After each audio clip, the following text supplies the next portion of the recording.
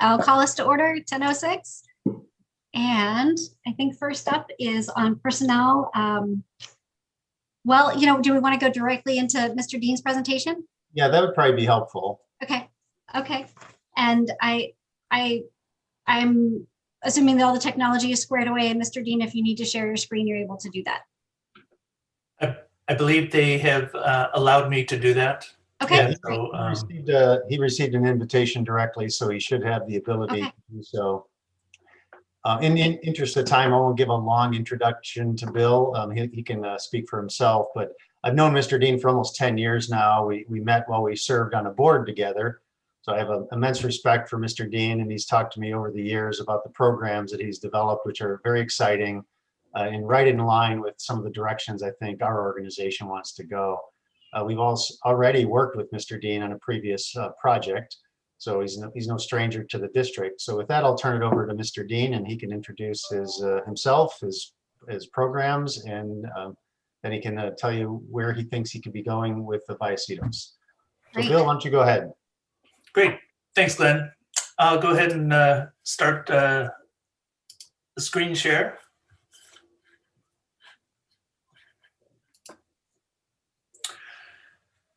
So as Glenn mentioned, we have been working with Vallecitos and the city of San Marcos. We conduct environmental education programs. These are students from the city of San Marcos, and we presented to the Vallecitos board and also to the San Marcos City Council recently. And Vallecitos has been an important partner in the development of some of our programs. So our programs, our environmental education programs, are delivered in a unique format, structured along the idea of the scientific method. We start with a question of, is our school impacting our environment? Our first step is to educate students about the subject, and in this case, stormwater pollution. The next step is, after they have an understanding of the issues, we then go out on the school site and collect data. In this case, they are collecting data at a storm drain that is located near the field where they get sediment runoff. After collecting data, including evaluation and along with storm event, rain event collections, where they collect the water, send it to a lab, and then get back professional results on the amount of pollutants that are in those different samples, they next come up with solutions. And here they have cleaned out a stormwater catch basin, and they have applied a screen underneath the grate in order to catch some of the leaves and sediment that they identified as problems. After they have completed their actual actions on school campus, they begin the process of educating their fellow students. Here in Flora Vista, they are talking about a program that you'll hear a little bit more about, and they're educating the entire student body. They become quite passionate about these issues, and they are anxious to educate their fellow students. They do it not only through assemblies, but they create posters, they make morning announcements. It's pretty exciting when they become passionate about these issues. From there, at the end of the program, they have written a document, and in this document, they then present it to the school board. So here is a presentation of the SWIP internship program. It's a SWIP, Stormwater Pollution Prevention Plan, that they have completed and are presenting to the school board for their certification. And this is by far and away their most, it's the only item on the agenda for the school board meeting, and over 300 individuals come to attend this presentation. But we don't stop there, because we really believe that this ability for students to present to adults is powerful. We then continue, and as you saw earlier, we presented to the city of San Marcos, we present to the city of Encinitas, we presented to the city of Escondido, and along with the city of Carlsbad and even Oceanside. This unique link of educating what they have accomplished in schools and then presenting it to these decision makers is once again pretty powerful, not only for the students themselves, but also the individuals who are hearing their presentation. And we have also been invited to speak to the San Diego Regional Water Quality Control Board. We have made several presentations to them, telling them about the work that they are doing regarding stormwater improvements. After this presentation, we were then invited to the State Water Board up in Sacramento. And here's a group of students that presented to the State Water Board in Sacramento and made quite an impression on the state board, as well as having a pretty exciting trip to Sacramento. And we got to visit the state capitol, and it was a pretty exciting trip.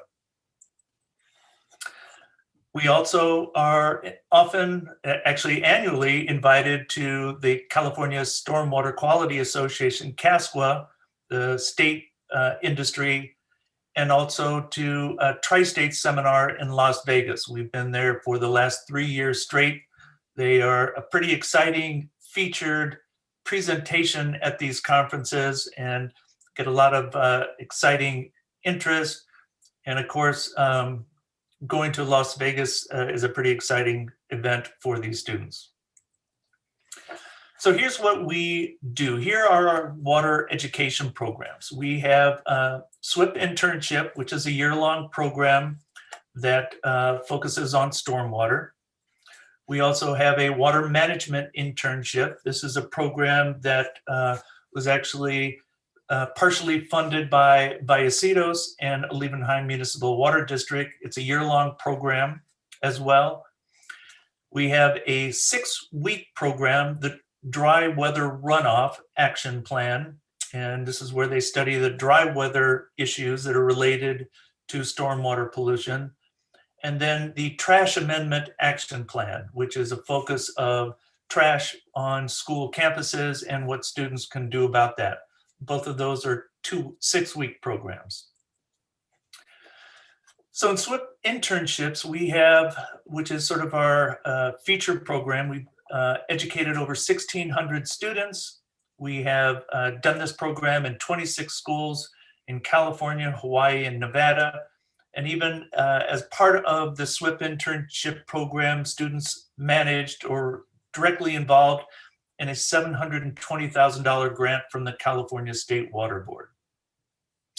Here in the picture on the right is a completion of a little bioretention area. They found the problem was that the sediment, the dirt on the left, was flowing directly into the parking lot. They then created this little essentially sediment basin with gravel.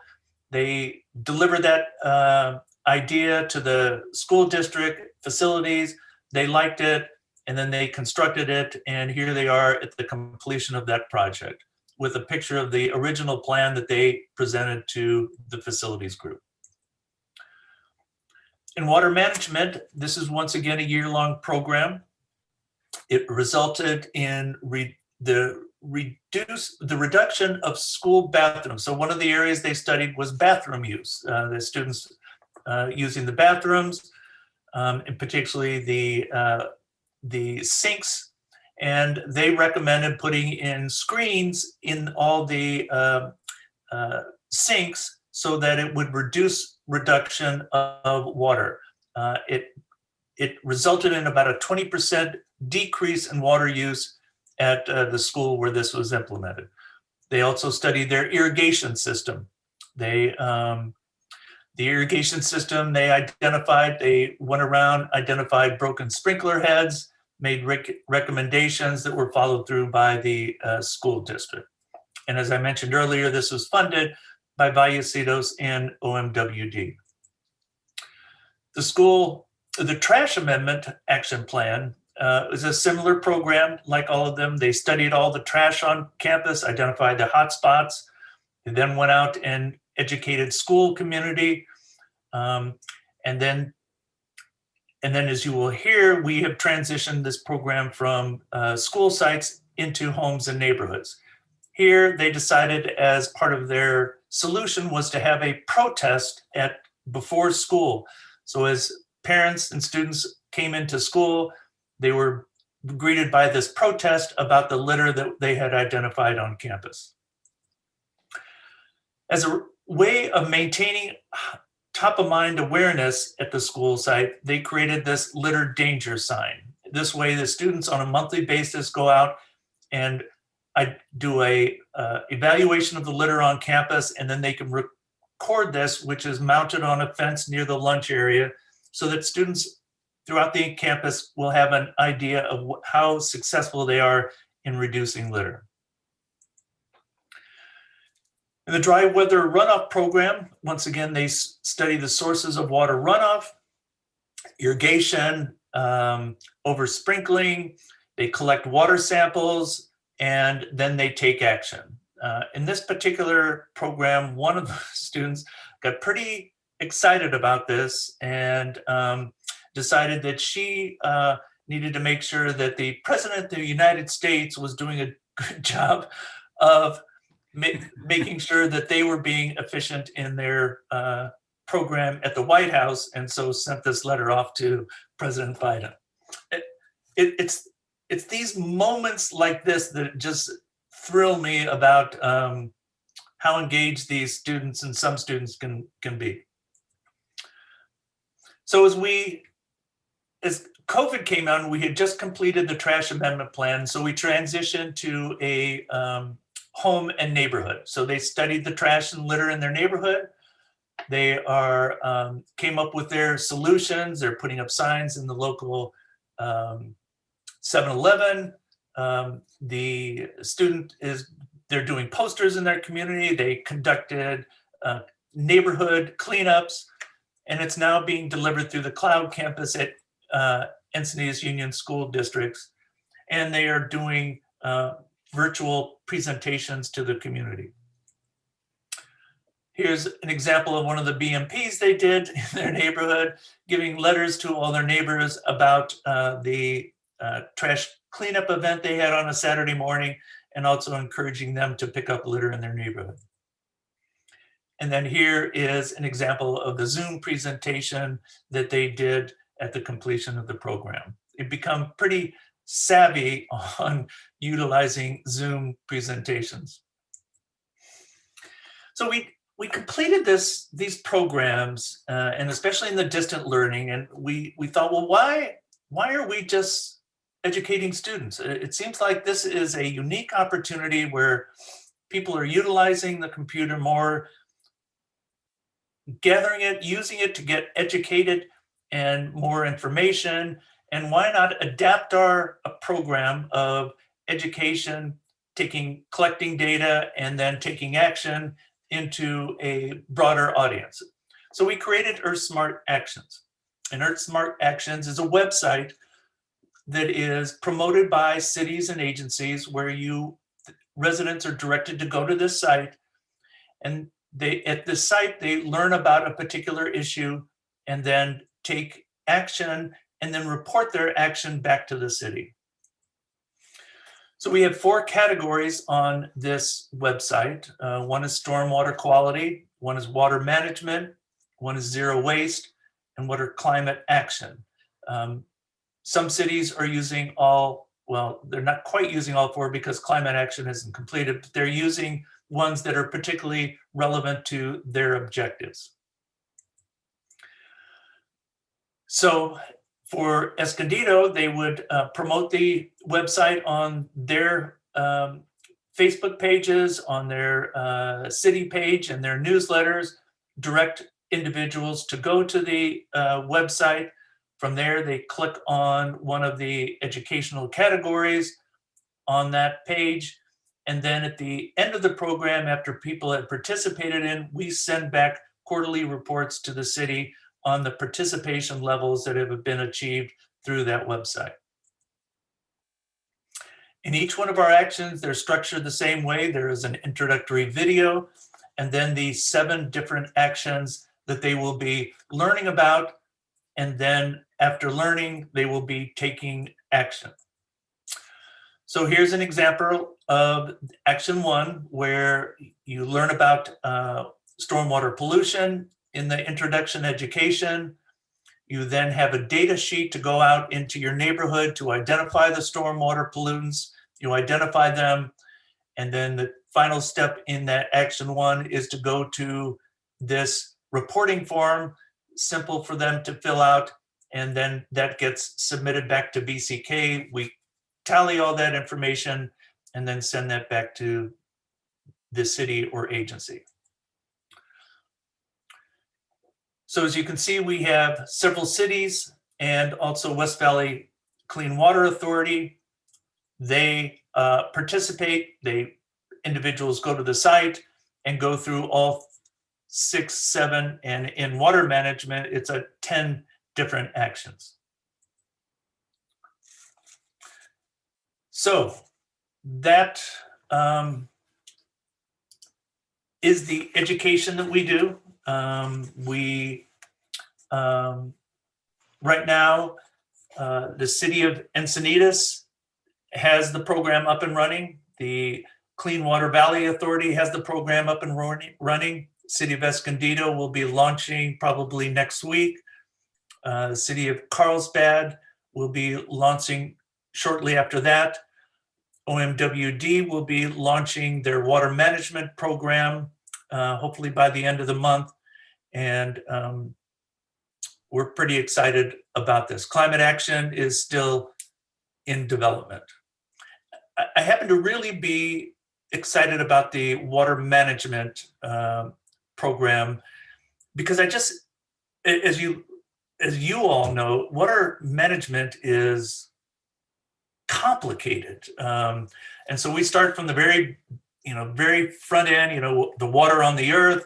Then we focus the water in California, how it's collected, how much there is, where the surface water, groundwater issues, and then show how it is managed, the different entities involved with that, how it's then delivered to wholesalers, then how retailers like Vallecitos purchase that water, and the incredible effort that they go through to clean the water and distribute it so that 24 hours, 7 days a week, you can turn your tap on and you get clean water. And it's really quite an impressive story. And we're excited about that. So we have reached out to the San Marcos School District. We have interest in them doing some of the programs, and we will be more than happy to keep you up to date on how we proceed with that one. So thanks for having me. Thank you for that presentation. That was really impressive, and I was impressed with the comprehensiveness of what you showed, and I'm interested in continuing to talk about this. You have not worked with San Marcos schools just yet. You are talking to folks on the school board right now. We are actually, so one of the things that has sort of shifted a little bit in our positioning of these programs as education is that the people in the school district that become most excited about it are the career opportunity individuals. And so we are talking to them right now about these programs and how they would fit into the school year for next year. I don't know what you mean by that. What do you mean the career opportunity folks?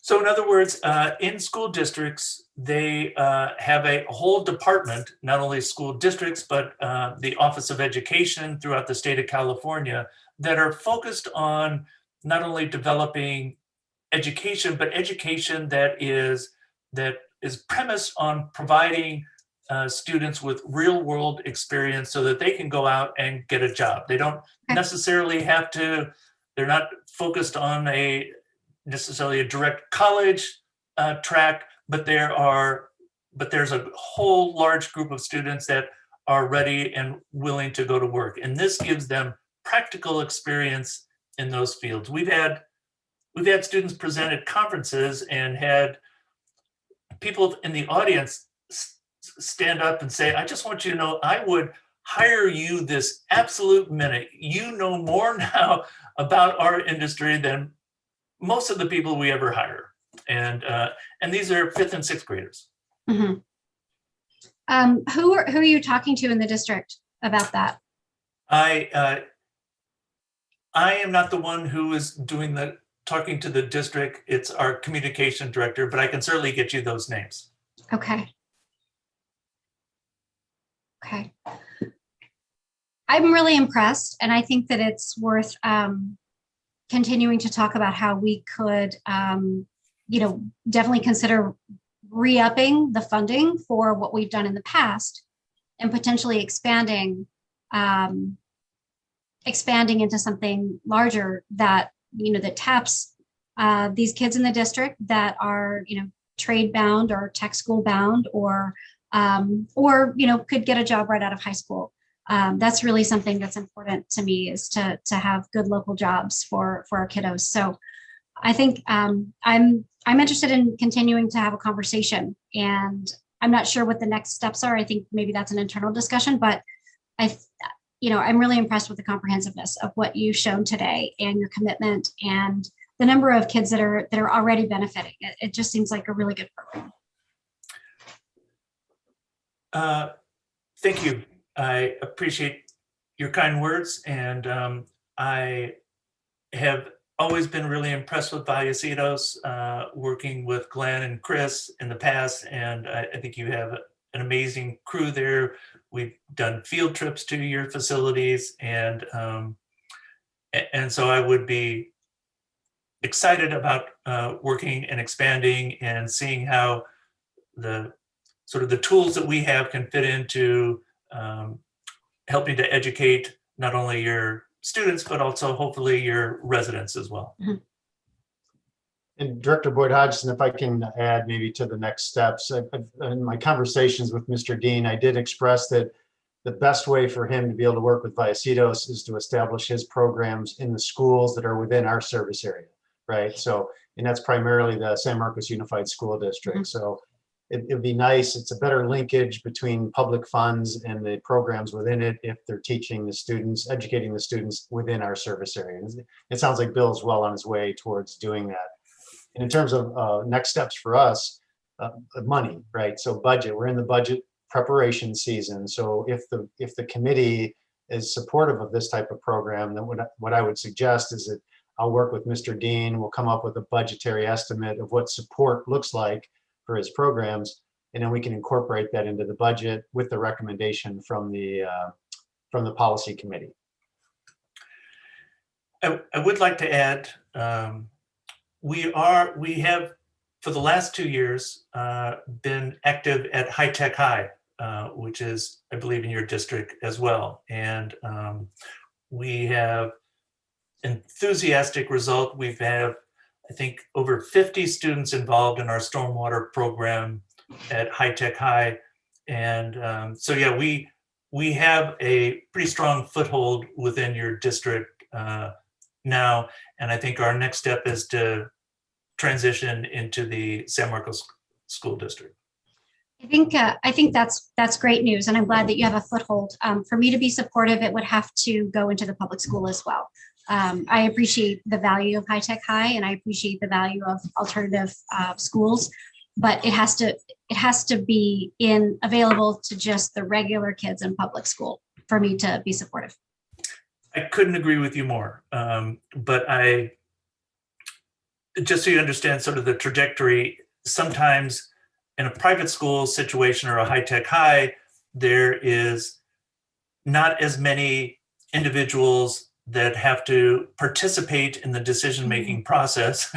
And so as a result, we were able to get that off the ground, and it has flourished there at that school,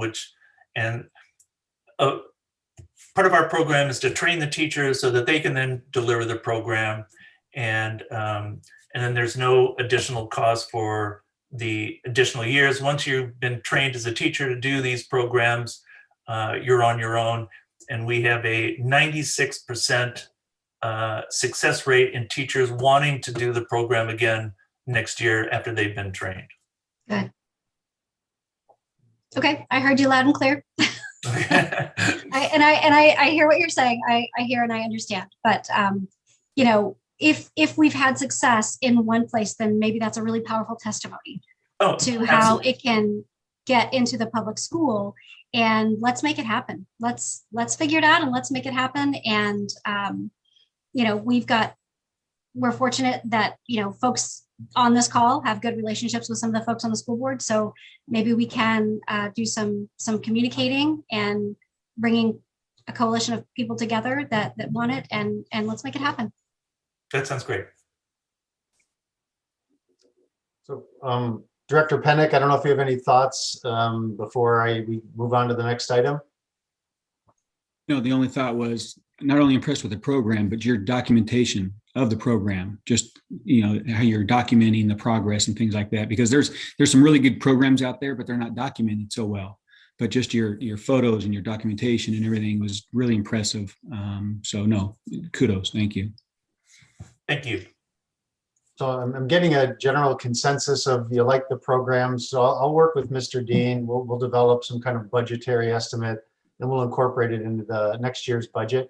So Bill, it may take a while for us to go live with the program if the board adopts the budget with that element in it.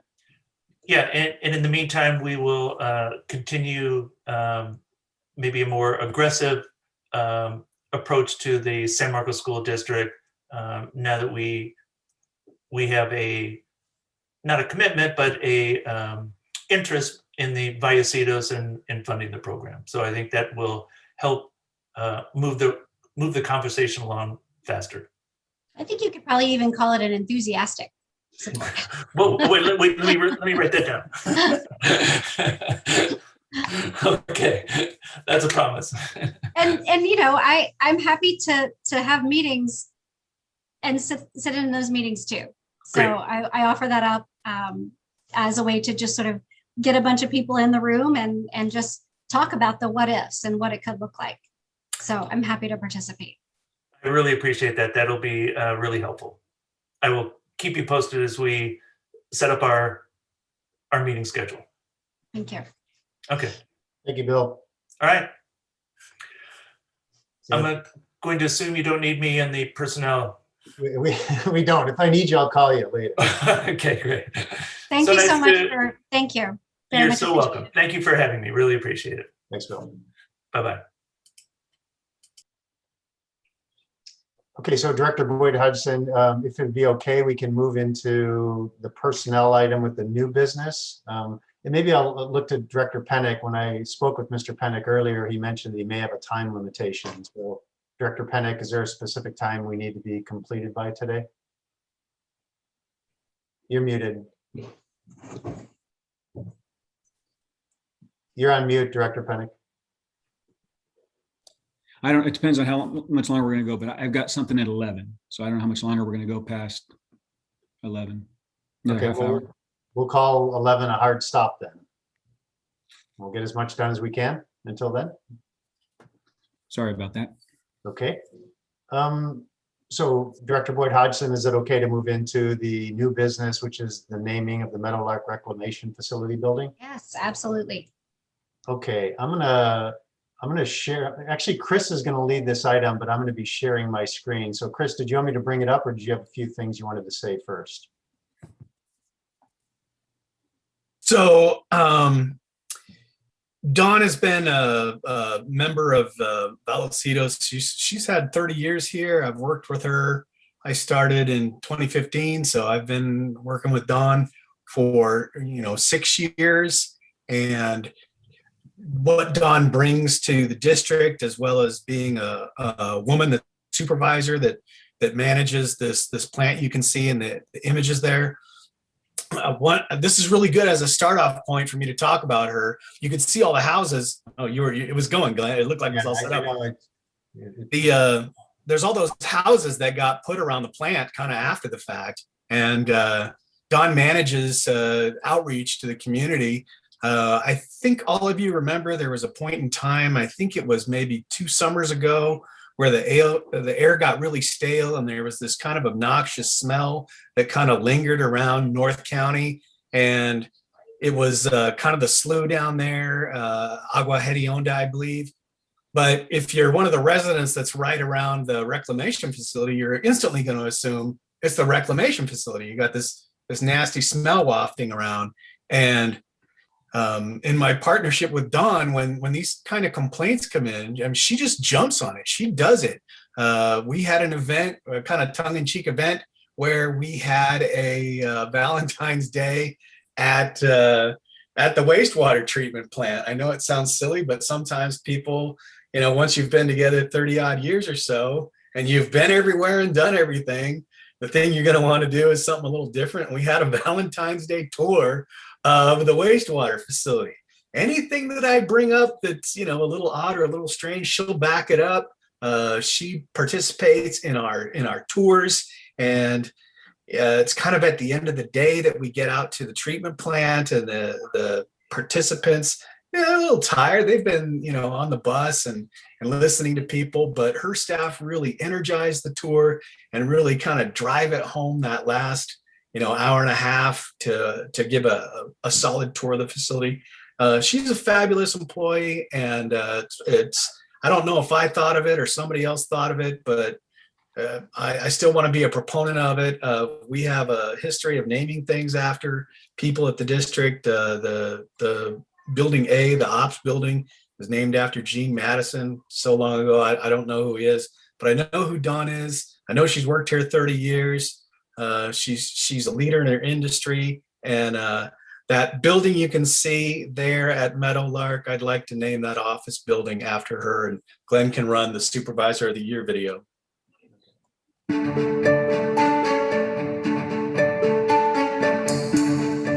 My name is Dawn McDougall.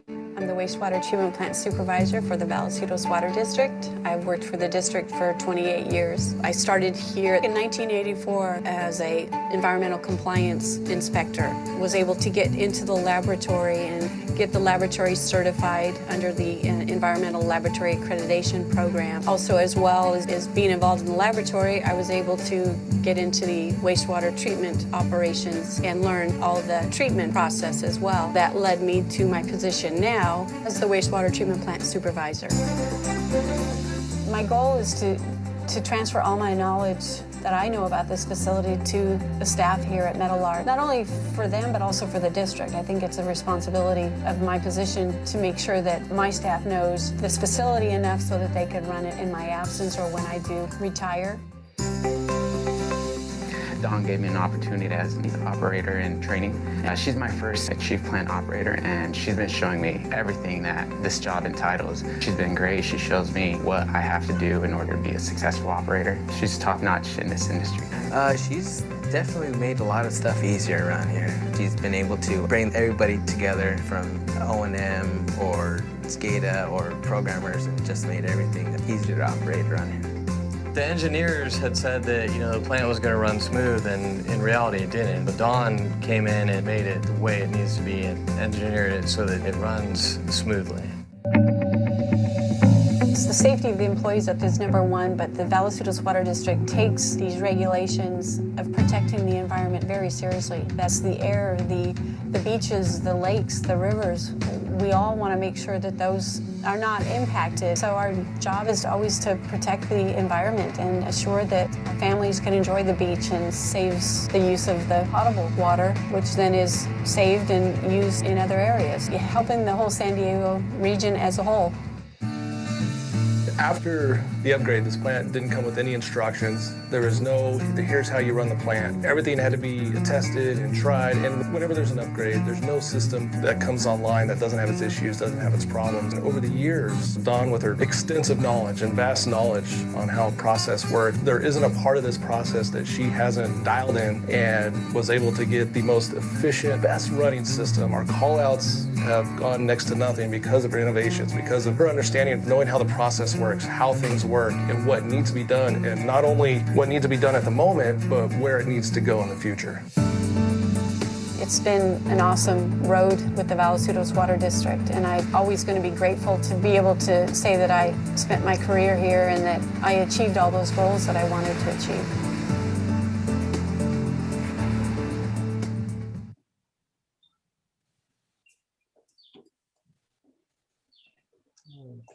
Yeah, the next videos all come up on the YouTube. It's always challenging. So, I told you, some things about Dawn.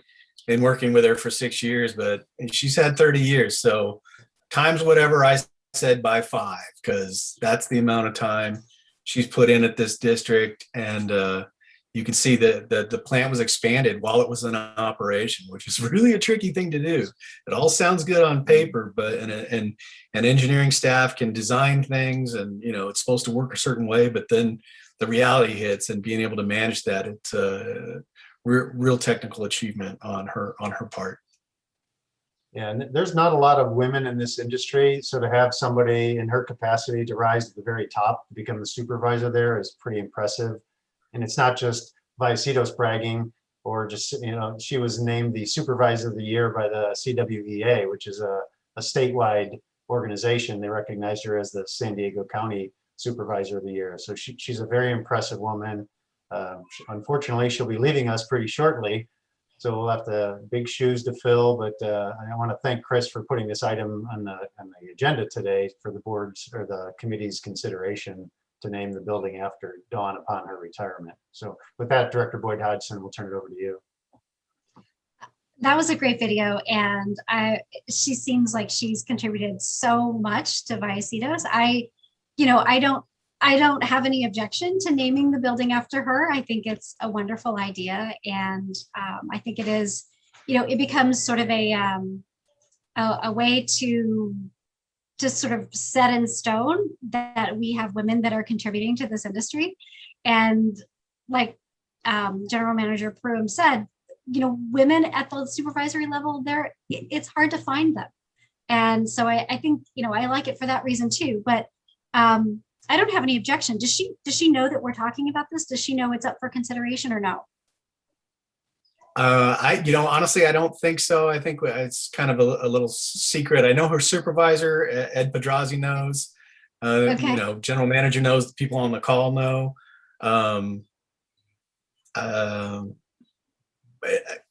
I'm not concerned that she would be disappointed by that. Okay.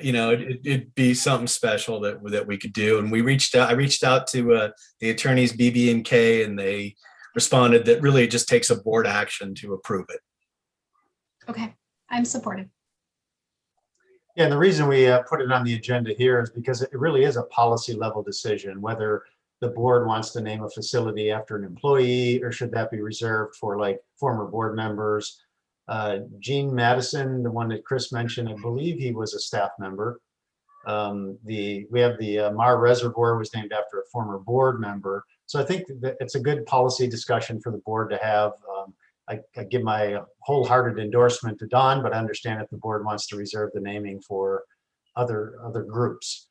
So if there's no objection, and I think at a future board meeting, we'll be bringing this forward for the board's consideration. And we'll talk to Dawn before we go live at the board meeting. It'd be nice for her not to be surprised. We wanted to take this step first. So. Okay. Director Penick, do you have any suggestions or comments? Or no, questions? just the only suggestion would be just to get her okay on that as well. I mean, I don't know.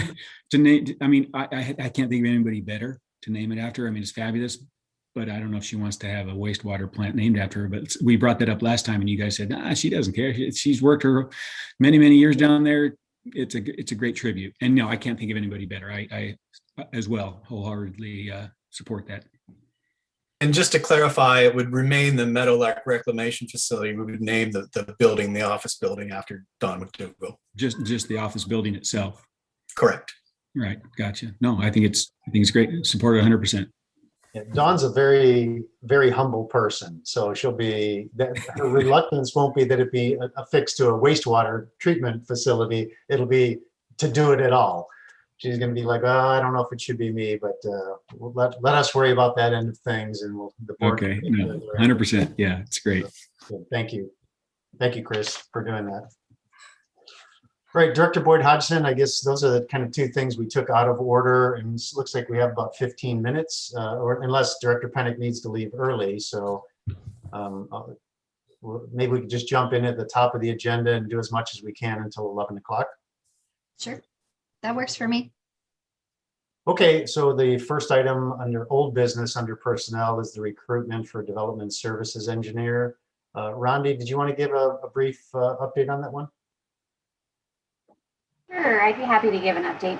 We had interviews last week for, oh gosh, I should have wrote down the number. I think it was 6 candidates, and now we have 3 moving on to second interviews later this week. And one of the 3 has the qualifications for development services supervisor, which is why we originally brought this item forward to the committee. Because if they hire at that level, then we'll have to go to the full board for approval of that new classification, which is a lower level than what's in the budget. In the budget is the development services senior engineer. And we do have 2 strong candidates for that. So we'll just see what happens after second interviews. Thank you. Okay, that's it for that item. So the next one is the closed captioning. Chris, can you give an update about demoing? And I know we tried to schedule a live demo for this policy committee, and for a variety of reasons it didn't work out. But Chris, why don't you give us an update? Certainly. So we had some demonstrations by Verbit, and typically it would be a Zoom call, and the representative would be on the call and activate the system. And I just assumed he was going to do the same thing. We met with him on Friday to kind of go over, hey, here's what we're going to do on Monday. He was like, no, I'm not going to do that. I'm just going to give you a login and password, and you're going to do it. And so I passed that along to IT, and IT said, huh? So basically last minute dropping this in IT's lap was just made IT staff a little uncomfortable, and I don't blame them. I wouldn't want to have to run a software program without any ability to try it out first to make sure I knew what I was doing. So I'm going to meet with IT staff later this week, and we'll actually transition it so IT staff is actually running the software rather than just participating in something and not actually running the software. And then we should be able to do it. And if we have to reschedule another committee meeting this month because they don't get through everything, we could probably maybe demo it at that one. Chris, can you talk about the demonstration we had with Verbit a couple of weeks ago? Certainly got General Manager Quinn to get a chance to see it and watch its functions online. It seems to work really pretty well. Some of the things that I was setting up when I was trying to get set up the demonstration was including, you can include certain terms in it, such as Director Tiffany Boyd Hodgson's name. That's a complicated name, but if you front load the application, it'll recognize it and know how to spell it and make sure we get the dash in there properly and so forth. And Hodgson can probably be spelled different ways with Director Pennock, you know, two N's, is there just the K at the end or is it CK? All that type of stuff can be preloaded so it gets it accurately. And so I had spent some time setting those types of things up so that we could do that. So it seems to work pretty well. Glenn, was there something else you were looking for me to talk about? No, that's generally it. And the thing I liked most about it is it, similar to what Chris is talking about, you can input like acronyms. We live in an acronym-laden industry, right? So in staff and even the board members, as you become more familiar with our terminology, you'll start to use it too. So when you're looking for closed captioning and transcription services, it's really important that the system understand what you're saying. So when you can enter that stuff in as a kind of a glossary or something up front, that really helps the end product. So I was impressed by the demonstration. It's too bad we couldn't do it today, but I think we will at one of our next more committee meetings. So would it work? How does it work? Is it something that Vallecitos IT folks would have to be responsible for and just turn on for every meeting, or how does it work? It's essentially like that, and it works in conjunction with the Zoom application. So it's kind of two applications kind of running at the same time. They would actually have, Verbit actually has a staff person that watches what gets generated automatically and corrects for anything that gets done improperly. So it's, you know, delayed like a couple seconds or something like that by having an onboard staff person available for your meeting. Okay. And then the finished product can also produce transcription, and it's hard for me to know the actual value of it. It's, you know, there could be a lot of value to be able to have that. It's unclear to me what the value of it is, but I know both Diane Posvar and Ann Johnson create minutes from these meetings, and you know, there's some benefit to being able to get the transcription to help create those minutes. Okay. It sounds like it's a very sort of Cadillac sort of program if they actually have somebody that's available at the same time. And, you know, I saw when the invitation came over and it was not United States time. So do they, like, are we paying for, would we pay for someone to be online over in Britain to like be online with our meeting at the same time? Is that part of the service, or? Their cost example is driven by essentially how many hours and a price per minute that you'd have annually. As I recall, I think it was $1.37 up to $1.77, depending on what you're asking for, depending on how many hours you're providing per year. That's what they base it on. Okay. And I don't know where the people are physically located that are actually doing the real-time transcription. And yeah, the staff person I've dealt with is on the East Coast, but they have ability to staff it, and there wasn't any presentation about paying overtime for any of that or anything like that.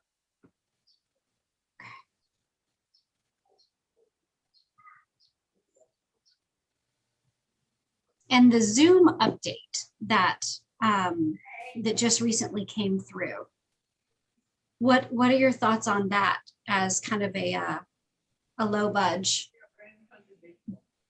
option? Chris, do you have thoughts on that? We from a staff perspective, I haven't participated in a demo for the Zoom capabilities. And Chris, I don't know if you have yet. I haven't either. I think Ronnie may have some info on it, but one of the things that you get from the sales force, and let's just say that, I was dealing with a salesperson, and their presentation is focused on what are the consequences for you having inaccurate, transcription or closed captioning services if it's invalid or if it's poorly handled. And I think at some point Zoom's going to create a service, but the issue is the acronyms and things like that, and spelling people's names and getting those types of information correct. And so it's something that will have to be considered. Okay. But staff can take we'll do a trial run of a meeting using the Zoom real-time capabilities, and we can evaluate it before we come back to the committee. And if we ever decided to leave Zoom and broadcast through like YouTube or something like that, would Verbit go with us, or does it only interface with Zoom? They interface with multiple applications, so it would depend on what it is. Okay. So I guess the next step for this item, we can't quite wrap it up just yet. We still need to better understand the capabilities. And I would like to explore Zoom just because it seems like it's going to be a less expensive option. And I wonder if it will be good enough. I think there's a there's a break point between, do we spend thousands and thousands of dollars more for perfection, or do we just do what is good enough? And are we, comfortable? Do we have like a disclaimer that, maybe at the top that some of the acronyms might be incorrect, or something like that, that we can legally cover ourselves with, if someone is only looking at the transcript or the closed caption, and the acronyms get a little bit hinky, but it's good enough. And it's not, I don't know what kind of money we're talking about, but it's not thousands and thousands and thousands of dollars.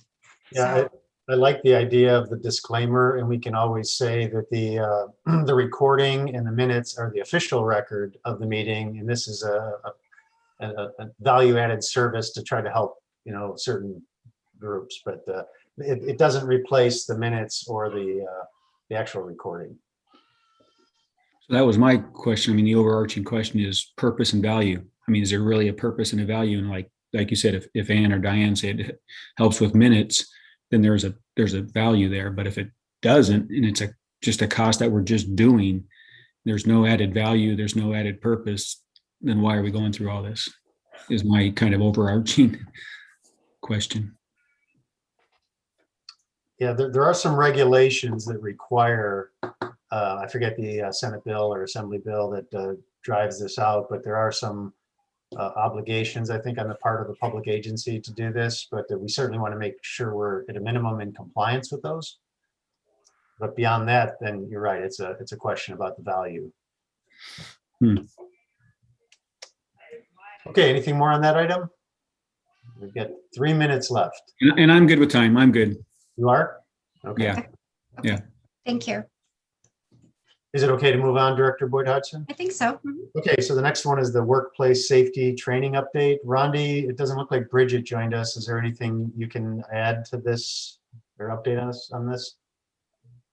No, I don't think we had any action items on this one. I think it was just bringing it back to the committee to tell them what's required for the District of Distinction. Chris sent some information to you to pass on to the, I guess, the committee and eventually the full board as far as trainings. And I'll get that out this week. I'll give you a summary of all the things that are taking the minimum required training for the directors, as well as the nice to haves if you want to become a District of Distinction. I think you've already, the two of you have both been advised of a couple of training sessions, and those are items that are already on that list. So as these things become available, we'll notify you, and then we're keeping track of all the items of the training sessions that all the board members have attended. Yeah, thank you. I think I speak for myself in that, I would like to try to maintain the highest status that we can. So as long as, I'm aware of what trainings we need to go through to achieve that, I'm happy to participate in them. I just need to know what the requirements are and when they are, and ideally with a little bit of notice. Yeah, and as these become available, we're letting you know. So we're making sure we don't miss any opportunities, and we let you know as soon as we get them. And whatever agency offers the training, we don't control when they notify us, but as soon as we find out, we share it with the full board or the board members who don't have the training already. If a member already has their training, we're not telling them they need to go retrain. Although there are some things you have to go through like every 2 years, like sexual harassment prevention. That's a recurring obligation. So even if you've gone through it once, you'll have to go through it again 2 years in the future. So, but anyway, so I think that's it on that item. Succession plan update and timing. So I think we mentioned last time that there's some sensitivity about names and positions. So we won't get into any specific details, but I will tell you that I did meet with the management team. We did have a very in-depth discussion. We have taken a look at the existing succession plan document that we have, and we've updated it. And just to give you some broad numbers, we have about 108 employees. We've identified 26 of those as key positions. And 25 of those 26 are management and supervision. And there's one position that is not either a manager or a supervisor that's also in that list. And of the 26, we've identified, I believe, 16 that we've 16 or 17 where we have potential candidates that we think somebody in-house is really a good candidate for that position. So the next step for us will be to have either the supervisor or manager meet with those identified people to, one, see if they're interested, and if they are, two, to go develop, put together a development plan to say, hey, here's what we think that you would need to do since you seem to be interested in this higher level position. And, you know, just because somebody has been identified as a potential candidate may not mean that they're kind of the logical next in order. It's not like they're the person with the most experience. It's just there's something in that person that we saw that we think they'd be a good candidate. So in some cases, the development plan may be relatively short, and in some cases it could be pretty extensive, but they're kind of tailor-made for each person, depending on where they're at in the organization and what skills that their manager or supervisor thinks that they need to work on to get to that position. So when, you know, a lot of these key positions, they're due to retire pretty quickly. When you start to get into the management and supervision ranks, that's usually because you've been working quite a long time. So in addition to just looking at these key positions, we looked at the longevity, I'll say the expected remaining shelf life of some of these incumbents, because we don't always know. Some people tell us, hey, I'm going to be retiring in 2 years, and we know for sure. And some you don't know, but based on their age and the years of experience here in the PERS program that they're within, you can make a pretty good guess about when these people will retire. So for the potential candidates, there's a little bit of uncertainty. We want to let them know that, hey, we're not guaranteeing you that you'll get this job, and we may not even know when the job will be available. But what we're gonna try to do is make you more competitive for when that position does become available. So that's about the best I think we can do. And sometimes that the incumbent person doesn't leave in the time frame that the potential candidate would like to see, and they're upwardly mobile, and sometimes people do leave because the opening doesn't occur. But to identify the positions and the people and provide the training, I think are the prudent steps at this point in time. Rondi, did you want to add anything to that? I could bore you with some stats if you care. We have monthly metrics for a variety of HR personnel related items. And so out of all of our employees, we have 42% are eligible to retire. And that criteria is based on age 50 is the minimum, although it's very rare for employees to retire at age 50. Right? And then percentage of employees 55 and over, those are our more likely group that are going to go sooner. There's 22% of those. And then for managers and supervisors, it's even higher. 50% of managers are eligible to retire, and 44% of supervisors are eligible to retire. So, and we do have, as Glenn said, we do have a longer tenure with a lot of our employees. Our average years of service is 10 years. So that's pretty good. And average age, although we're not supposed to talk about age, is 45. So we do have an older workforce. So naturally, we are going to have more retirements in the near future. Yeah, so Rondi mentioned, so as a member of PERS, you have to be a minimum age 50 to retire. But as Rondi said, not many people retire that young, but the magic age seems to be around 57. If you look at the statistics, not just at Vallecitos, but through PERS, 57 is about that age. So when we look at that age and compare it to the age of our current personnel, that's when we start to identify those people that we think may be retiring within the next 2 to 5 years type of thing. And that's kind of when we want to start developing the potential candidates for development opportunities. But it's a huge number. I think in one of our first policy committee meetings, I mentioned that from throughout the county, throughout San Diego County, all the agencies have gotten together and they predict over 1,000 jobs will be opening up in the water and wastewater industry in the next 5 years. That's a huge number. I don't know what our number will be that's part of that 1,000, but I think there's a lot of great opportunities at Vallecitos. And if we promote from within, that creates even more opportunities for people to come into our organization, not just be promoted within it. Mm-hmm. Yeah, great work. Thank you for that update. And that statistic across the county is staggering, and it really drives home how important it is to get kids interested in water, like to the point of our earlier presentation, get kids interested in water, move them into jobs so that they can start climbing the ladder at Vallecitos and other places, and so that we have some continuity. Do we have, and I'm really impressed that that there's been so much forethought and there's an understanding of how many folks are in management and what their ages are. But do we have sort of a year by year, over the next 5 years, sort of a probability of how many people are going to be retiring, given everything that we know about their age and their PERS and sort of just the likelihood? Do we know that? And is that something that we're actively working from when we're trying to prioritize these positions that are going to be open and identifying candidates to move into those positions? Rhonda, is there anything statistically that you've done that you could be predicting like on a year by year, or would it be better to look at like 5-year chunks or something?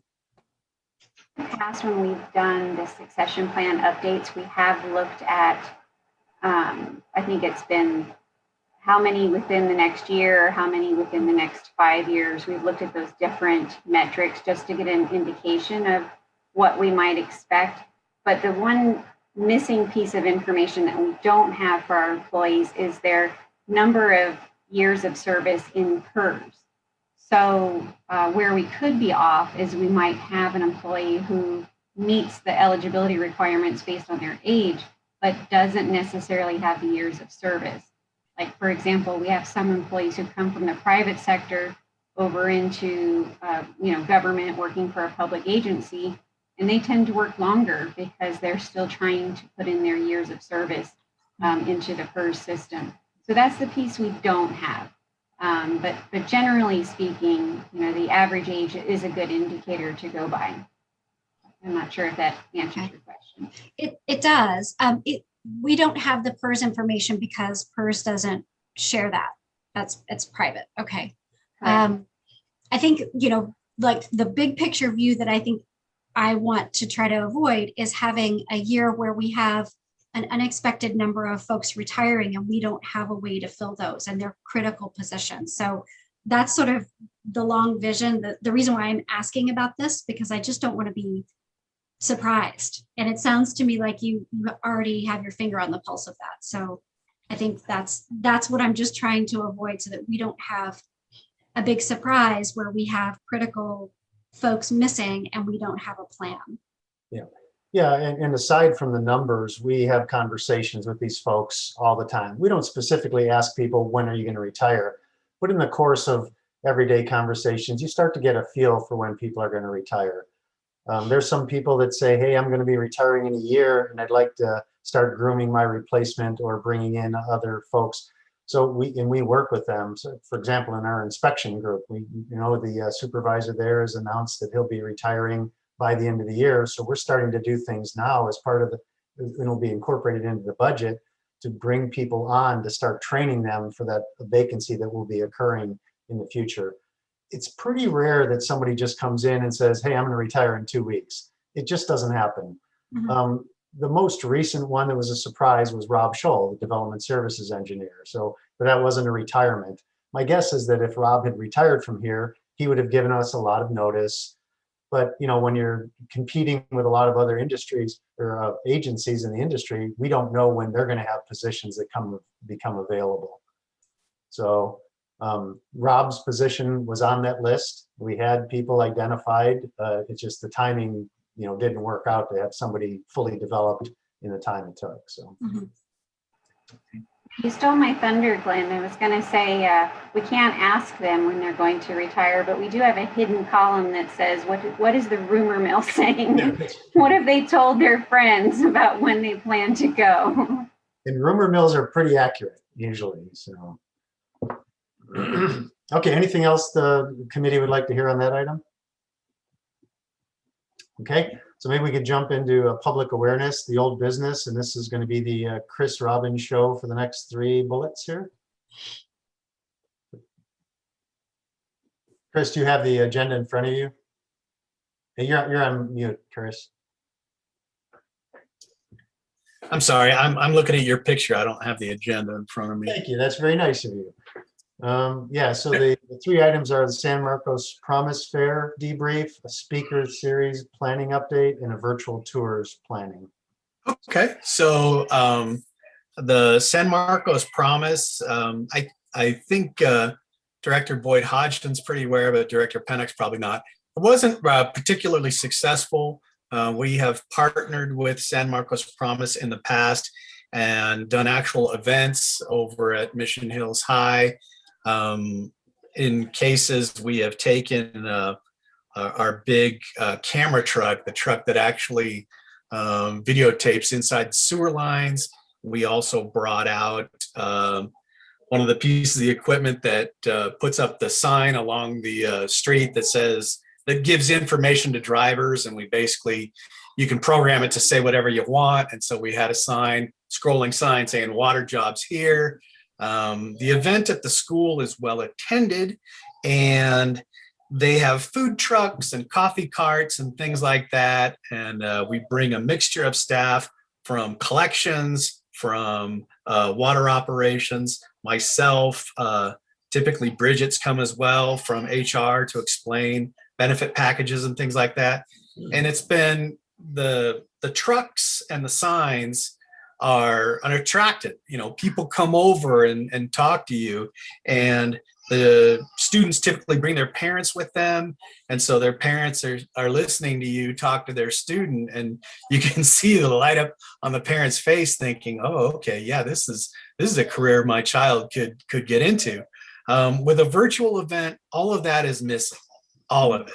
And we had a booth with information on the district, with our pay scales, with our benefits, with good quality professional photos of staff that either worked at the district prior or still continue to work there in action. We had the video of the district, but we tried to staff it virtually from 4 to 5 each day. And unfortunately, we didn't get any participation in the first 2 days. I think a big portion of that is just like ourselves, you know, after a day of Zoom meetings and virtual school, to go do another one in the afternoon after you're off of school probably seems a little tedious and tiring. Their parents probably aren't taking them to this event. You know, they're just getting notified of it. So it's probably real hard for San Marcos Promise to promote the event. The software is probably set up for more of what I would call like a fair maybe than actually student interaction type thing. So just some pieces that didn't play out really well. Director Boyd Hodgson was scheduled to staff a slot from 5 to 6 on Tuesday, and she didn't get any participation. We didn't get any participation Monday or Tuesday. And so Wednesday was the day I had one of the water operators planned, and you know, he would be off work at that point in time. And so I didn't want to pay overtime for one of our water operators to staff a booth that no one's going to show up with. So it was disappointing, but you know, certain things are difficult in these COVID times, and obviously that was one of them. And I'll take questions. Hey, Chris, how hard would it be for us to put together some type of video that says, so you want a career in the water or wastewater industry, something like that? And again, the time span or concentration limits, you know, a couple minute video. Is that something you think that you and Alicia and Lisa could put together? Yeah, I don't know if y'all saw it, but Alicia put it together like a little video showing that we had won those 2 awards the other day. And she had this music, and you know, you're listening to this good music and like your heart's beating in your chest because you know you're seeing Vallecitos wins these awards. I'm sure she could put together something that would be, you know, quick and you know, real. I mean, you know, it's not real complicated for her to do. I think that's something that we could do. I think that's a good idea. I like that idea. I think we could do something like that pretty easily. Okay, great. Anything Yeah, from, it was unfortunate that it wasn't very well attended, but I can see the draw of the truck. I mean, I've seen those trucks in my neighborhood. So, I mean, they're exciting, and it's just really hard to translate that experience into the virtual world. So, it's unfortunate, but we'll get it next time. that's interesting. When you see when a teenager watches that and they say someone's getting paid to use a joystick and like a Game Boy control type thing, they get excited. That, oh, that's a job that you can use a video controlled by a gaming console. That's cool. So next one is speaker series. So I have a speakers bureau coming up this week on Thursday, the 8th. I think it's Sunrise Rotary of Escondido. They want a presentation on desal. So I'm going to give them a presentation early in the morning on Thursday. It's in Director Elatharp's service area. So he wants to participate in that one. So I'll get him invited. And then I got another one in May on May 18th at 11. And that one's with Kiwanis of Lake San Marcos, and both Director Boyd Hodgson and President Sinella have expressed interest in participating. Specifically, and this is nice to see, they requested a presentation on the Interceptor project, and the person that I contacted said the reason they wanted the Interceptor project was because that was the article they got in Between the Pipes. So it's always nice when Between the Pipes, the newsletter we send out, drives somebody to want to know more and bring it to their group. So that one's scheduled for May 18th. That's a little ways away. And I think I'm probably going to have, I'll put the PowerPoint together, but I think I'll probably have Ryan Morgan give the actual presentation. It was apparent that they were going to want to ask some questions about it. And rather than me trying to fake my way through answering engineering questions, I'll just set up the PowerPoint and participate with Ryan and let him do it. And he's a polished guy. He knows what he's doing. So he'll give that presentation. And there's one more, right? There's the San Alejo Hills HOA, right? Yes, there is the San Alejo Hills HOA. And that one I'm not calling it the same because it's not really a speakers bureau. But yes, we are going to present out to San Alejo Hills HOA at 6 o'clock on April 20th. And that's to talk to the community about the pipeline assessments that we're going to be doing in that community. I can't hear. Yeah, Chris, the last item was virtual tours planning. Hang on a second. I thought Director Boyd Hodgson was asking me a question and I didn't hear it. No, I was chastising my children that I'm in a board meeting and so they need to be quiet in the background. Okay, and so the last one was virtual tours planning. So Alicia's still working on that Interceptor video. In fact, she believes that she'll be able to have that Interceptor video ready, and maybe that might be something that we actually present to the Lake San Marcos Kiwanis as part of that presentation, show them the videotape. It'll be virtual, and I'm not sure if y'all, actually I am sure you noticed it. Director Pennock and Director Boyd Hodgson, when Glenn showed the video of Dawn on a Zoom meeting, it doesn't look as good as it does on like YouTube when you're watching it yourself. You're having to put, probably a lot of data through a lot of machinery in it, and it kind of breaks down a little bit. But I still think we'll try and show that one to that video to that community group, kind of as a synopsis. The virtual tour of Meadowlark. I met with Dawn. I told you what a great person she was, and one of the things that she and I talked about was she has staff there, Mark Smith, who's kind of an amateur videographer in his own right, and he's going to get us some footage, some B-roll of the treatment plant, where it's basically places that it's not safe for Alicia to go into.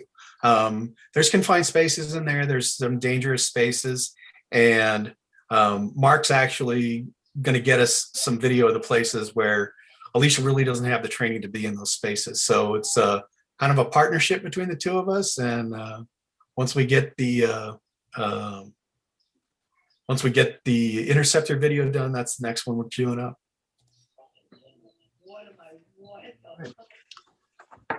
Any questions on the public awareness old business? Are we ready to move on to new business?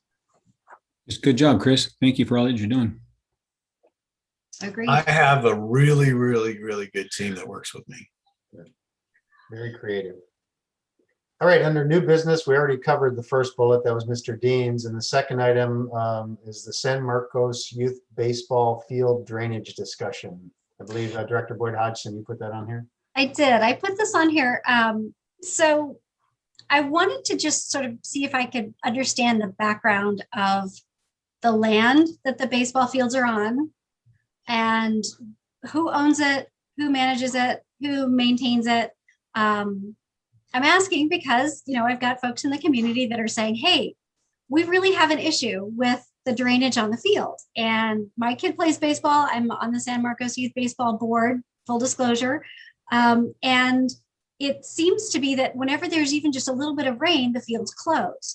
So I thought, well, I wonder if that's something that I could find out more about and figure out if there is a way for Vallecitos, if we own the land, to help them drain better. But I'm not sure who owns the land or what the history behind that is.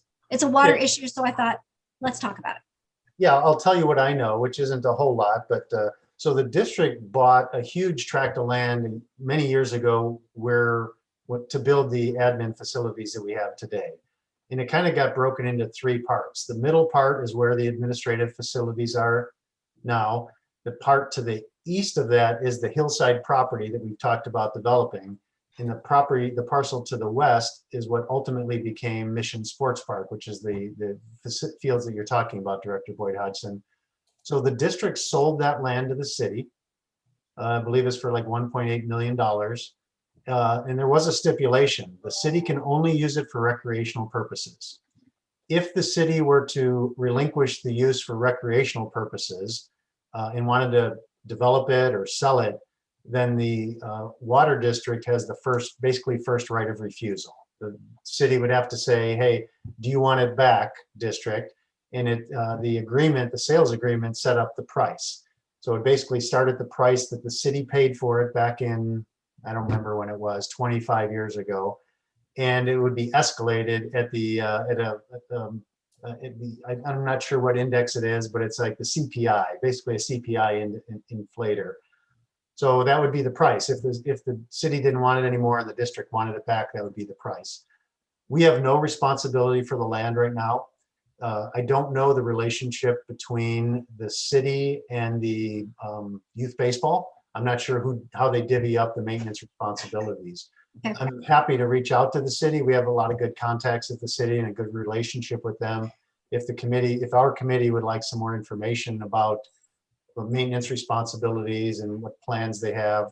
I had kids that played there years ago too, and it hasn't changed. The field can't accommodate too much rainfall before it puddles and ponds and they have to cancel it. So that's as much as I know, but again, happy if you'd like us to reach out to the city to try to help resolve the issue. Well, thanks for letting me know. It sounds like it's a city issue since they own the land. It's a community problem. And so, I'm wondering if there is any kind of role that we could play. And if it's, if it is proper for us to, just reach out and open a discussion. I'm supportive of that. I didn't realize we didn't have any responsibility, but it sure would be nice if there's a way to talk to the city or people can come together and try to solve this problem for the kids, because it's a really nice sports park. But if it just barely sprinkles, then it gets closed. And, it just might be nice if we could try to solve that problem. But I don't want to do anything that's unethical. So if it is ethical for us to reach out and have some kind of dialogue, then I'm supportive. Even though we don't own the land, I'm supportive of trying and, trying to start the conversation. And, maybe me as a private citizen, I can go talk to whomever I need to talk to at the city and see if I need to go to a city council meeting and advocate or something. how best to do it. Yeah, there's no ethical issues. We can reach out to the city and talk to them about it. One thing we can do from our perspective is to make sure that no drainage runs off of our district property onto their property, exacerbating whatever issues they may already have. So we can take a look at that.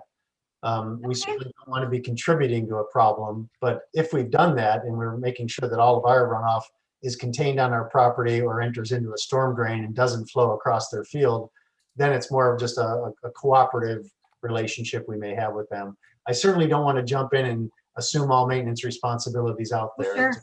Yeah, right. That would be an ethical issue. That would be a problem. But I'll reach out to the city. I'll talk with the city manager and their public works folks and find out what issues they have, or maybe what plans they have to address the issues, and maybe explore what maintenance responsibilities the youth baseball has. Okay, I think Chris has his hand up too. Thank you so much. So I decided to bring this up because it does impact my work sometimes. I get the water waste complaints from people, and just over time I've learned that there's certain areas in San Marcos where the water table is basically just barely under your feet, and you can get rain on the two sides of San Marcos is this nice valley between the two sets of hills, and the water can soak into the hills on each side, and sometimes it's a week later when it percolates up where you really don't expect it, but it just does. And that's probably what the baseball field can run into is, sometimes it's the rain that makes it so flooded. But sometimes if you get a lot of rain east of here, as the water wants to make its way down to the ocean or north or south of the ballpark, it's going to get through that porous rock and it's going to surface in the path of least resistance. And that could be why that's happening to them. Okay, thank you. Okay, we ready to move to the next item? Yeah, so just the action item then is, Glenn, you don't mind reaching out to the city manager and just, Yep. now that I understand it's a city issue, but if there's a way that we can work together to try to solve it, then it would be great for the community. And I get complaints. People say, hey, this is a water issue. Aren't you on the board? So, I thought I would bring it up. Right, thank you. Yeah, so the next item is video meeting and minutes on the website. Yes, so I've noticed that we're behind, and I just wanted to find out more about the process and if we could put down some reasonable parameters around how long does it take us to get the video up on the website. I didn't look this morning, but last I looked, we're about a month behind. So I'm just wondering if we could talk about the process and what the barriers are and figure out if we can overcome those barriers and maybe say, that we'll have videos up on the website, in X amount of reasonable time after the meeting. Sure, I'm going to look to Diane and Ann to help me with this, but as I understand it, it's kind of two separate paths for the videos and the minutes. So the minutes we control ourselves. We develop the minutes and then we proof them and make sure they're good. And then we have the board. The board has to approve the minutes and then they get posted after they're approved. The videos is actually, we get the assistance of an outside contractor that they do some post-processing for us. And maybe Chris can join in here too. So we collect the video information and we send it to the, to the videographer, and they do the post-processing to add the lead in and music and all that stuff. And then it gets returned to us and then we post it. So I agree that I'd like to be more timely on those, both the video and the minutes too, but two different paths there. And I guess I'll throw it out to Diane or Chris or Ann if there's anything you want to add to those two explanations.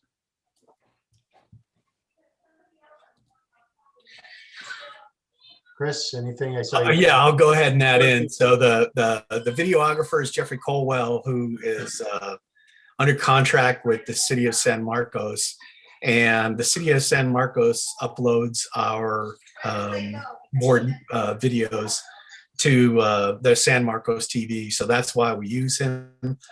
He's pretty prompt. I don't think I have any ever complaints about his services. It's going to take a day or two after he gets them.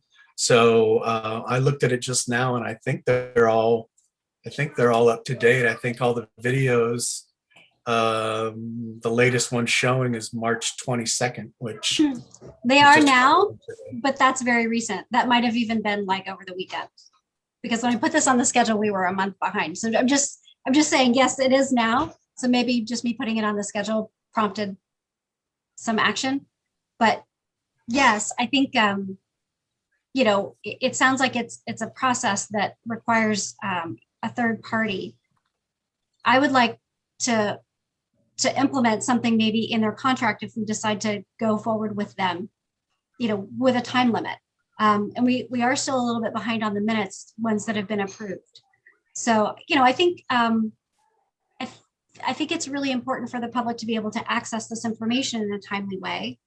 And I'm getting complaints. So I thought I would bring it to the attention and just see if we can, if we can sort of standardize it. And if the contractor that we're working with, we need to know, why, and what's reasonable. Is it the next week? Is it by the next Thursday after the board meeting? Is it by the next, is it 2 weeks? Just some expectations and consistency, I think is definitely reasonable. And, sort of just having an understanding. But I'm glad they're up now, but that's very recent. I think I might even looked on Friday and they weren't up. So I think it's very recent. And so I clarify, there's a step where our staff transmit it to Jeffrey. Jeffrey in turn adds in the header. He also adds in the appropriate coding materials so that you can turn on the closed captioning on the YouTube video, and he posts them to YouTube. And then once he notifies us that he's posted them on YouTube, then we can post them on our website. So there is kind of, 3-4 steps that happen before they're on our website. Further, there's contract language in his contract with us if he fails on his end, but so far I haven't had to invoke any failure from when he got the video to when he got it on YouTube. So what do you think, is there something that could be done on our end then? Because it sounds like, is it just like the transfer of, and I'm not asking you to throw anybody under the bus, I'm just saying, is there a step in the process that's been harder than anticipated, or has taken longer than anticipated, that we could look at and try to massage? I'm going to meet with IT about the video closed captioning, and I can broach it with them if there's items that take them extra time to do. I know that the remote work has impacted our IT staff, and staff have issues with their work equipment working properly, and I think that impacts them, and I'll just leave it at that. Good morning, this is Diane. I just wanted to say that I just want to confirm that the minutes do take a little longer to get on the website due to the process. So there is a little bit longer process with that, but we try to get it as quickly as we can. Diane, we couldn't catch everything you said. You kind of. Oh, I'm sorry. Yeah, so I just wanted to confirm with everyone that the minutes do take a little longer to get to the website due to the process. So there is a little bit longer process, and we do our best to get them on there as quickly as we can. So I think one thing we can do is we can kind of flow chart the process, and we can set up kind of timelines for each. So Chris mentioned the contract. I don't know what the contract says about the turnaround time for Jeffrey. And, if it says a week and he's always hitting a week and he's doing his part, if we think a week is sufficient, then maybe we need to look at the things that lead to that or follow that. So I'll work with staff. We'll put together a kind of a flow chart with these timelines and give the committee members a reasonable expectation of when we think both the minutes and the video will be on the website. And, COVID certainly hasn't made things any easier for us, but we should be able to adhere to those deadlines, whether we're in the office or not. So I think that'd be really helpful. Thank you. Just to sort of see it laid out, to understand. And, I appreciate that things are harder. Everything is harder during this time. And I sincerely hope that we're about to turn a corner and things can go back to a little bit more normalcy. But having, having that information will be really helpful, I think. all right, thank you. Okay, so ready to move on to the next item? Okay, under policy, old business, update on the consolidation of resolutions and ordinances. So I'm going to turn it over to Ann in a second, but I will say in general, we've met on several occasions. We've talked about what it takes to get these documents better prepared and accessible to the public. And I'll let Ann get into the specifics about it, and I'll answer any questions at the end. So Ann, why don't you take it away?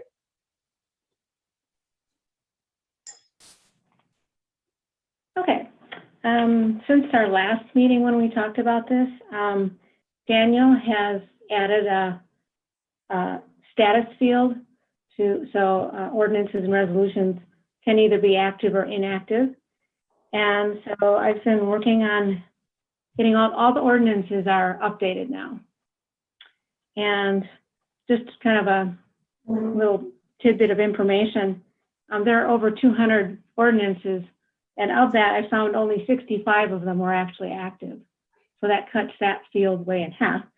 Resolutions are a different matter because there's so many of them, and some of those are never repealed or replaced. They're just always out there. So I'm working on that right now. And Daniel and I kind of decided that, and you let me know if you think this is okay. We're going to go back about 15 years, at least work on really getting those updated, the status, so that at least we have those up there. And I'm actually working in like the year 2016 right now. So I'm making some progress, but, and then once I can get all of the stuff either inactive or active, then he can work his magic and he can actually add that column to the website so that people will be able to tell which is active and which ones aren't. And then I think he has plans to move the inactive ones in a different folder or something, but I'm not quite sure about that. So that's kind of where we're at right now. That sounds like a lot of work. Thank you. In the as you're working it on them and as it's a work in progress, where is that right now? Is that something on the website, or is everything that you're doing right now accessible, or it's not accessible to the public? It's not accessible to, we're kind of working in the background. Right Okay. now, all the public can see is the list with the numbers, kind of like what we talked about before. Okay, and where is that on the website, the list? If you go to public information requests, there's a little tab on the very top of our website. If you click on that, then you have an opportunity to go to ordinances or resolutions, and you can see the list from there. Okay, thank you. Yeah, and that may be something we could make a little easier for people to find. You all know when you search websites, it's not always intuitive. So if the committee members have any recommendations on a better place to put that, knowing that it's all a competition for real estate on the website page. Okay, anything more on that item? Okay, Thank you for all of your work on that. I know that it's a big task. Yeah, you're welcome. And thanks to Ann and Diane and Daniel from our IT department on that. Okay, so the next one I think is our last item. It's a pandemic impact assessment report discussion kickoff. What worked, what didn't, what needs to be codified. So is there anything in particular, Director Boyd Hodgson, you'd like us to go over? No, this is kind of a holdover from, I know we talked about some things during the last meeting. I wasn't sure what the action items were from the last meeting. I know that folks have started going back to work in the office. So if you could talk about sort of how that process is going, with the folks returning to work and some of the things that Vallecitos is doing as those people return to work to try to keep people safe. Okay, sure. So the next wave, so we kind of break things into the field folks and the administrative folks, right? So the field folks have been back for a long time, not 100%, but about, I think out of the 55 people, there's only 2 that are working remotely from the field operations. So most of what I'm going to say relates to the administrative folks. We currently have about 10 in the office. The plan was to bring the next wave of 10 in actually this week. We were going to try to bring people back this week, but we've been tying our return to work to the county's tier determinations. So when we were in purple, we had these restrictions, and red has very similar restrictions for, the red tier has similar restrictions to purple for the office category, and that's what governs our admin folks. And basically it says telecommute. You should telecommute in purple and red tiers. When you get into the orange tier, it says telecommuting is suggested. So it's not mandatory, it's suggested. So our trigger has been to wait until the county is in the orange tier. We think that might happen this week. They're kind of they have 2 sets of criteria, and you can go into a different set of criteria when you've administered a certain number of COVID vaccinations to disadvantaged communities, basically. So statewide, when they've administered, I think it was 4 million doses to that class of the citizenry, then you can move to a kind of a less restricted tier. It's not quite a difference between like red and orange, but they have different ways to determine whether you're in red or orange. So we were right on the cusp of that 4 millionth vaccine. We think it may have occurred yesterday, but we haven't gotten an update on results today. So the folks, that next wave of returning employees did not occur today. We think it may occur as early as Wednesday. The people that will be returning have been notified, and we are going to be having a kind of a Zoom meeting with the next wave to explain to them what they should do when they come back to the office to make sure that they're safe and that the fellow coworkers are safe. Now, keep in mind, some of these folks that are going to be returning haven't been in the workplace for almost a year. So the things that we're doing, I've been in the office every day. Some of the other managers and some of the other employees have been in every day. So we've gotten really comfortable with the protocols. But these people that haven't been in the office for a year, it's going to be a very different workplace to them. So for example, we've broken the building A, which is where most of the admin folks are, we've broken it into different zones. So basically, if you're on one side of the building, you're not allowed to go to the other side of the building. So we call them kind of exclusion zones, right? And there's large parts of the building that nobody's allowed to go to. So we've taken what used to be the kind of publicly, when I say public, I don't mean the general public, but from the employees, the generally accessible areas like the lunchroom, the fitness room, the locker rooms, facilities like that people used to congregate, those are now off limits to everybody. So if you're in one wing of the building, you can't go to the other wing, nor can you go to these common areas. So we're educating people about that. We're talking about maintaining social distancing.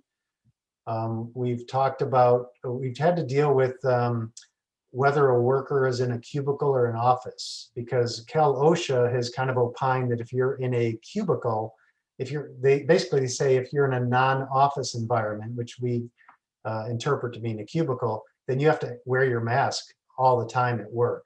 And that's a tough thing for people to come to work and wear a mask all day. So we try to be thoughtful about the groups that we're bringing back. Are they in a cubicle or an office? We're looking to Cal OSHA to see if they relax those restrictions, whether it's based on how many people have been vaccinated or what the positivity rates are. And I think Cal OSHA seems to be lagging on changing their criteria, so we're still looking to that. We've also restricted where people enter the building. So it used to be kind of a come in wherever you feel most comfortable. And now it's no, if you work in this area, you shall use this entrance. And if you're in the other side of the building, you have to use a different entrance. I work upstairs, so does Rondi. We actually have an office, and we have a dedicated or designated entrance that only the upstairs people use, so that we're trying to minimize people walking by and coming into close contact with other people. We still have the, sanitizing. We have a contract, people coming in and sanitizing the building. So I think we're doing everything we can, including a very slow return to the work environment, which I think is prudent at this point in time. And I think the critical piece is to educate those folks that are going to be coming back into the office, because human nature is a difficult thing to overcome. And the first tendency people are going to have is to want to walk around the building and go talk to people they haven't seen in a long time. So we have to kind of make sure that they understand that that's not acceptable, at least for the foreseeable future. We're hopeful as the situation continues to improve that those restrictions will be less and less as time goes on, but we'll wait and see. So there was one piece on this, and then I'll turn it back to the committee members. It talks about what needs to be codified. I don't think much of what we need, of what we've done, needs to be codified, with maybe one exception, and that could be the public meetings, like things like we're doing right now. With the statewide declaration of an emergency, it temporarily suspended a lot of the requirements of the Brown Act, and it allows these virtual meetings. You don't have to congregate in one designated area. We're not sure what that means in the future.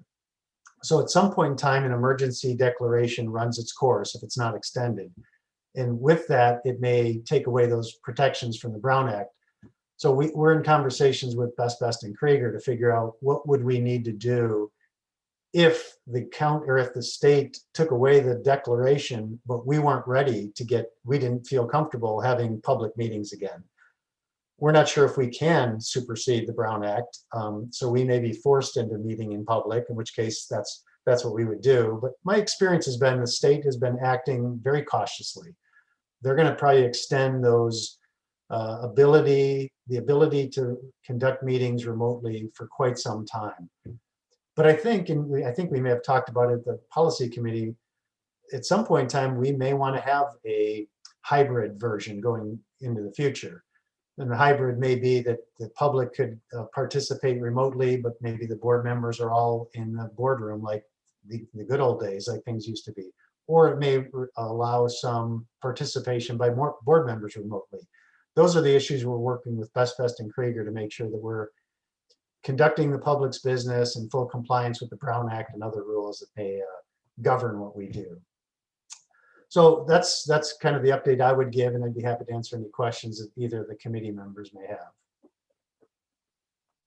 And I guess I'll look to Rondi too. And Rondi, if there's anything and sorry to interrupt, Rondi, if there's anything I failed to add, feel free to pipe up.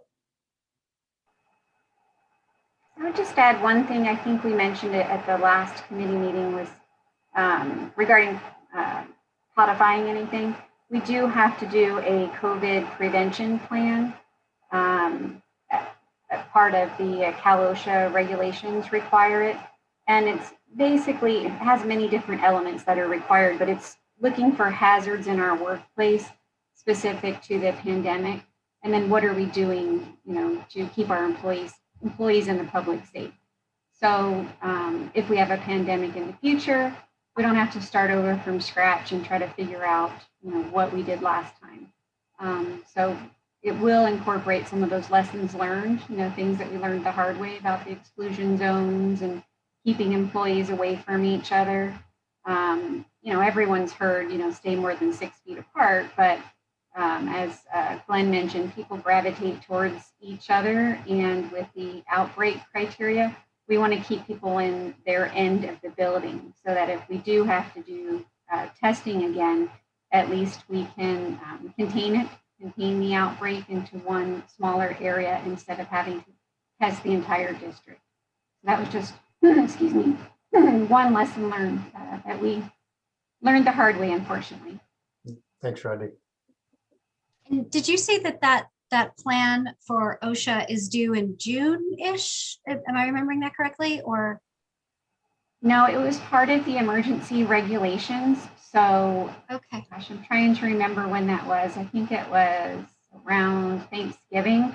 and they were basically saying you have to have a plan right away. So it's already done. It's already been completed. Ours is still a work in progress, and Cal OSHA has said that they were giving agencies time to catch up with the regulations. So we don't know when they're going to start, doing inspections or looking for that written document, but we are very close to completing it. We had some good samples to use, but Tricia, our risk management supervisor, is the one that's putting that document together for us. Thank you. I think once that's done, it would be a great thing to show during this meeting, just for public transparency, but also, it's a lot of work and you should be proud of it. And, it's an opportunity to showcase that. So I would like to see that on a future agenda, just, once that's ready to go.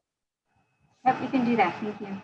Thank you. And, congratulations, Glenn, on all of these things that you've implemented and getting people back to work. I know that everybody's just so ready to go back to work. And I know it will be a challenge to try to control people's behavior to keep people safe.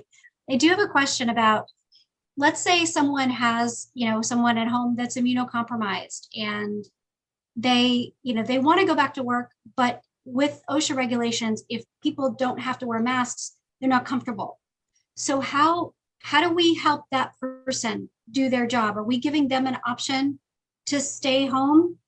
Are we giving them an option to stay home if we don't have a mask mandate in the office? Yeah, we have. So we've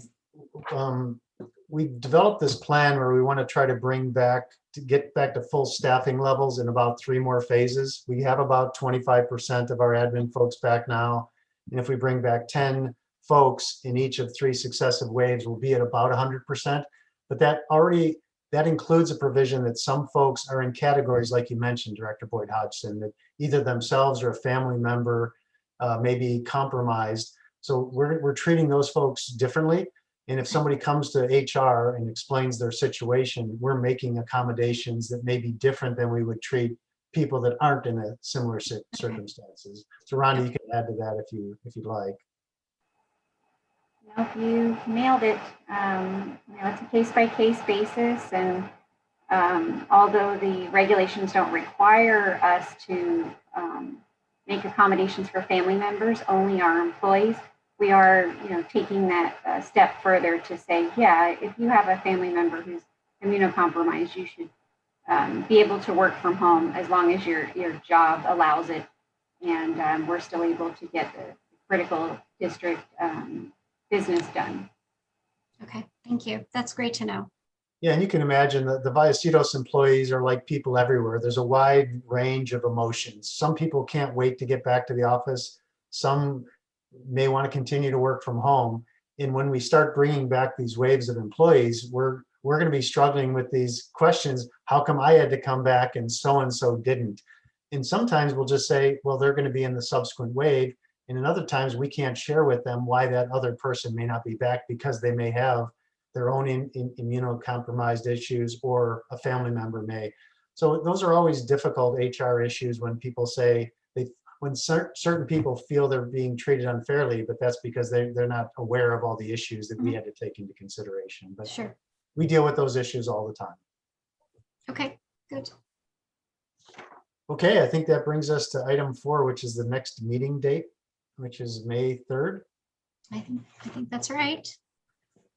And Director Boyd Hodgson, I'll work with you on developing the agenda. And Director Pennick, if you have any particular items you'd like us to throw on that agenda, please send them my way or to Director Boyd Hodgson.